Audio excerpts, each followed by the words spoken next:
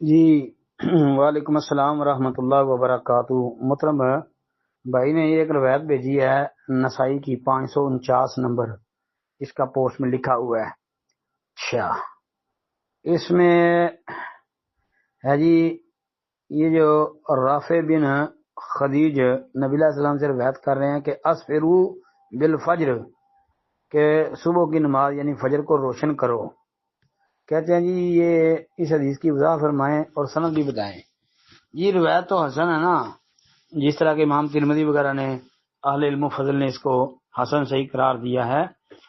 تو یہ بات یاد رکھیں، نماز فجر اندھیرے میں پڑھنا یہی افضل ہے، یہی زیادہ بہتر ہے۔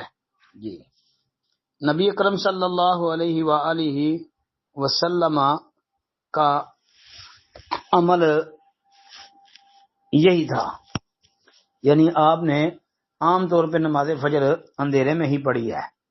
اور اس بارے میں ایک تو وہ حدیث جو صحیح بخاری 578 اور صحیح مسلم میں 645 نمبر پر، اس کے علاوہ یہ روایت سنن اربع کے اندر بھی آتی ہے، مسند حمیدی، مسند احمد، موطا امام مالک وغیرہ کے اندر بھی۔ حضرت امی عائشہ صدیقہ رضی اللہ تعالی عنہ حدیث کی راویہ ہیں، کہتی ہیں کہ مومن عورتیں نماز فجر میں نبی علیہ الصلوۃ والسلام کے ساتھ شریک ہوتی تھی، پھر نماز کے ختم ہونے پر یعنی اس کے اختتام پر جب وہ اپنی چادریں لپیٹے ہوئے واپس جاتی تو اندھیرے کی وجہ سے انہیں کوئی پہچان نہیں سکتا تھا، مطلب کہ اندھیرے میں نماز پڑھتی ہے تو اندھیرے کی وجہ سے ان کو کوئی پہچان نہیں سکتا تھا۔ یہ حدیث صحیح بخاری وغیرہ کی ہے۔ اسی طرح صحیح بخاری اوقات صلاۃ کا باب آپ نکال لیں، اس کے اندر 565 نمبر حدیث اور صحیح مسلم میں 246 نمبر حدیث جو ہے جابر رضی اللہ تعالیٰ عنہ سے مروی ہے کہ صبح کی نماز نبی علیہ السلام اندھیرے میں ہی پڑھ لیتے تھے۔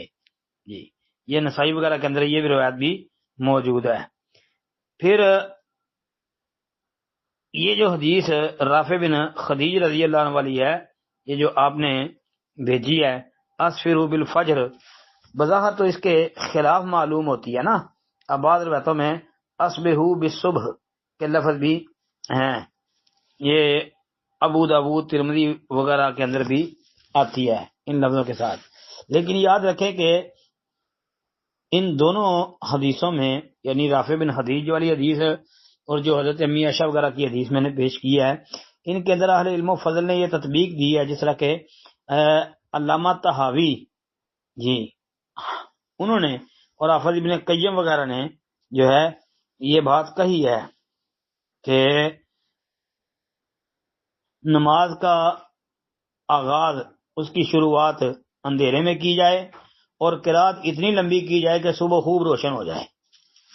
ایک تو یہ مطلب بیان کیا ہے، اور یہ یاد رہے کہ صبح کو روشن کر کے نماز فجر ادا کرنا جی یہ اگرچہ ثابت ہے، لیکن عام معمول اندھیرے میں نماز پڑھنے کا ہی ہے، اور نبی علیہ الصلوۃ والسلام نے ہمیشگی اسی پر کی ہے۔ جی، آپ کا دوام اسی پر تھا۔ پھر